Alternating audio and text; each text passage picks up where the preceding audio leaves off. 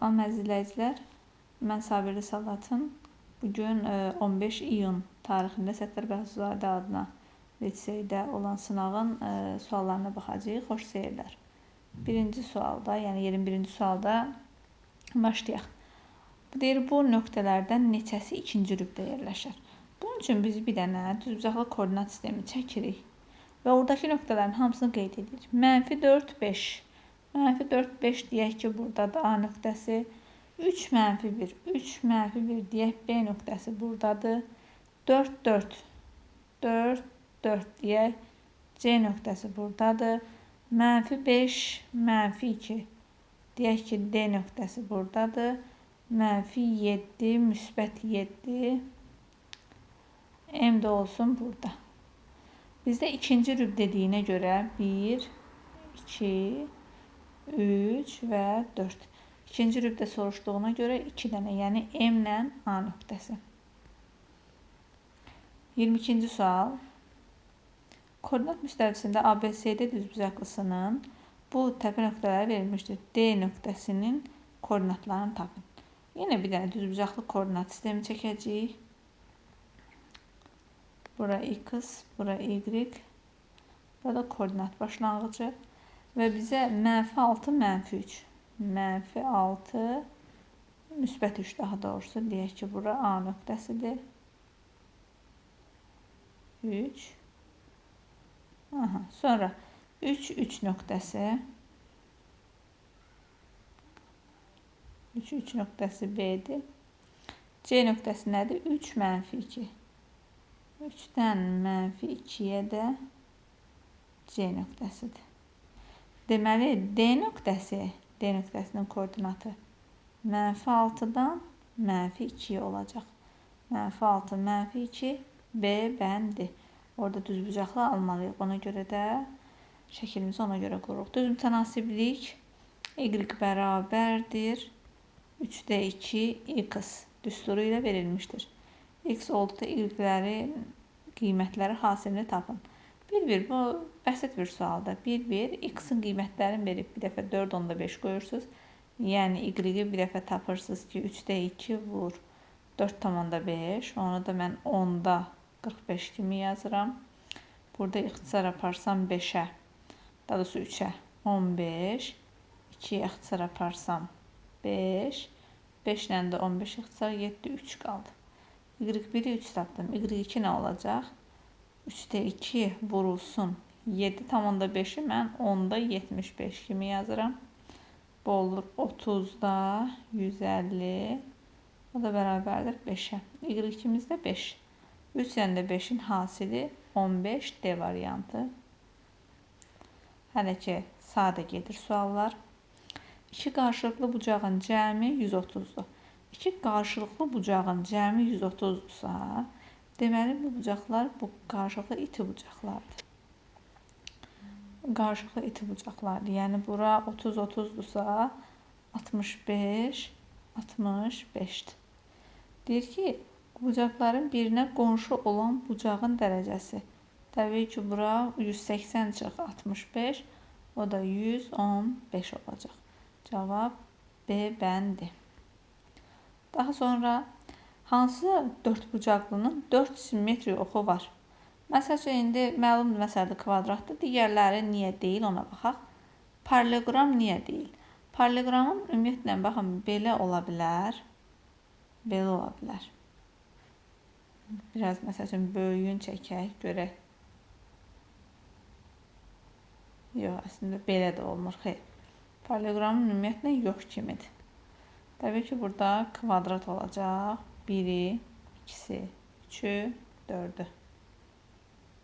Bitdi. Getdik bura. Deyir, radiusu 3/5 olan çevrənin uzunluğu neçəyə? Çevrənin uzunluğu. Birinci, yadımıza salırıq çevrə uzunluğu düsturu 2 pi r. Burada pi-ni sənə verib hazır 3'dür. R də nədir? 3/5. 2'ni 3/5'ə vurdun 7, 7'ni də 3'ə vurdun 21 C variantı.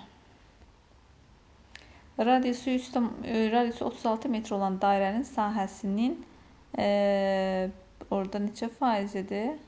75%-ni tapın deyir. Radiusu 36-dırsa dairənin sahəsi nə olacaq? 36-nın kvadratı vur pi. Yəni pi r-in kvadratıdır. Bunu da 75% deyəndə bunu 75-ə vurub 100-ə böləcəyik. Baxın, mən 36-nın orada kvadratını tapıram. Lazım deyil hələ ki. Gətirib bu şəkildə, elə bu şəkildə saxlayıram. 36 və yaxud da heç belə də yaza bilərik ki, 36 vur 36, 36 vur 36, 75 ilə 100 ixtisar gedir 25-ə. 3 qalır, burada 4 qalır. 4 ilə də 36 ixtisar getdi, 9 qaldı. Qaldı 36 vur 27. Bu da 36-nı 27-yə vuranda nə eləyəcək? Tez burada 6-6 vuraq, 27. 2-ni yazaq 4 yadda, 21, 25, 12, 2-ni yazdıq 1 yadda, 6, 7. Bu da olacaq 2, 7, 972 A variantı. 28-ci sualda dairənin sahəsi 144 kvadrat metr olarsa, rənglənmiş hissənin sahəsi nə qədərdir? Birinci biz burada bilməliyik ki, dairə neçə dənə hissəyə bölünüb? 1, 2, 3, 4, 8 hissəyə bölünübsə, 144-ü bölərik 8-ə. Düşəcək 1, 8. Yəni, bir hissənin sahəsi 18 kvadrat metrdir. Orada da rənglənmiş 3 dənə hissə olduğuna görə 18-i 3-ə vuracaq. Cavab 54 kvadrat metr D variantı. 29. 1 kvadrat desimetrin 5-də 4 hissəsi ilə 54 kvadrat santimetrin fərqi neçə kvadrat santimetrdir? Bunun üçün mən birinci 1 kvadrat desimetri santimetrə çevirməliyim, santimetrin kvadratına. Bunun üçün desimetrin yerinə 1 desimetrimiz neçə santimetr idi? 1 desimetrimiz 1 metrimiz 10 santimetrdir. Ona görə 1 desimetrimiz də 10 santimetrdir. Burada olur 10 santimetrin kvadratı. Bu da eləyir 100 santimetrin kvadratı. Yəni 1 kvadrat desimetr 100 kvadrat santimetrə bərabərdir. Bunun da nəyini tapırıq? 5-də 4-ünü tapırıq. 100-ün də 5-də 4-ü 4-ünü tapmaq üçün nə edirik? 100-ü 5-ə böldürük 20.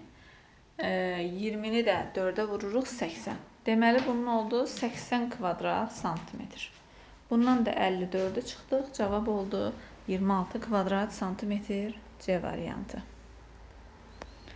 30. 5 ədədi ortası 11,4-ə bərabərdir. Bu ədədlərdən ilk 4'ü olarsa 5-ci həddi tapın. Deməli, ilk 5 ədədi ortası budursa, deməli, həmin o 5 ədədin, bu şəkildə yazacağım, 5 ədədin cəmi 5 vurulsun 11,4'ə bərabərdir. Çünki biz bunları cəmləyib, ədədi orta nədir? Cəmləyib 5'ə bölüb tapmaq deyil. Deməli, cəmi 5 vurulsun 11,4'dür ki, onu 5'ə böləndə 11,4 qalıb. Yəni, cəmi oldu 0, 57. Baxaq, bir dəqiqə. Bəli. Deməli, bu 5 ədədin cəmi nəymiş? 57. Yəni, bu verilənləri cəmləyib 57-dən çıxacaq. Olacaq 7,6 ilə 9,4'ü cəmləsək 16, 17.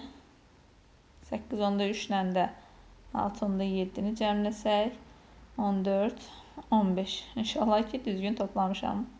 Bu eləyəcək 32. 51'dən də 32'ni çıxdıq. Elədi 9, 19. Hardasa səhv elədik. 57 imiş burada. 57'ni çıxdıq. 5, 25. Aha, cavab 25. 31-ci sualda nə deyir? 31-ci sualda ədədi 13'ə böldükdə alına biləcək qalıqlar içində sadə olanların cəmini tapın. Ümumiyyətlə yoldaşlar, hər hansı bir ədədə böldükdə qalıq həmişə o böləndən kiçik alınmalıdır. Yəni 13-ə böldükdə qalıq 1-dən 12-yə kimi alına bilir. Və bunun da içində sadələr hansılardır? 2, 3, 5, 7, 11. Cəmləri də olacaq 10, bu da 18, 28, B bəndi. 32-də 23-də 19 kəsrini məxrəci 92 olan kəsr şəklində göstərdilər. 92 olmaq üçün onu 4-ə vurmaq lazımdır. 23-də 19-u məxrəcini 92 eləmək üçün 4-ə vurmaq lazımdır. Sürəti də 4-ə vursaq 76 alınacaq. Alınan kəsirin məxrəcinə 8 əlavə etdilər. Alınan kəsirin məxrəcinə 8 əlavə etdilərsə olur %76. Cavab A variantı. 33-də əbob 60 ilə A bərabərdir 25-dirsə, əkob 60 ilə A bərabərdir 300 olarsa, deyir, A-nı tap. Yoldaşlar, bir düstur var idi də bizdə ki, əkob AB vurulsun əbob AB bərabərdir elə A vurulsun B-yə. İndi mən burada 325-i 300-ə vursam, elə bərabərdir 60 vurulsun A-ya. Yəni A da bərabərdir 25 vur 300 böl 60-a. 60-a ixtisar apardıq 5. 5-i də 25-ə vuranda 125. Cavab A variantı.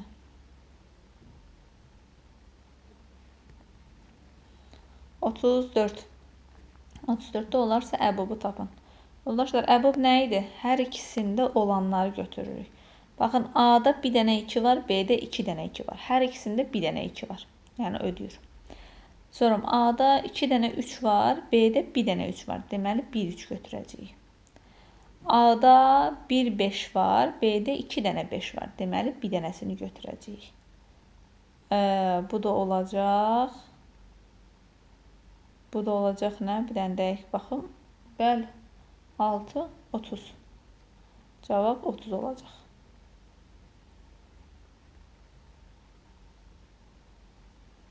Sonra 35 böl bu ifadəsinin qiymətini tapın. Birinci bax belə yazacağım. 35 böləcəm buna. Yəni vurulsun 5-də 4. Bu eləyəcək 7, yəni 28. Onu da böləndə 26, 28-də 13. 28-lər getdi, qaldı 13 B bəndi.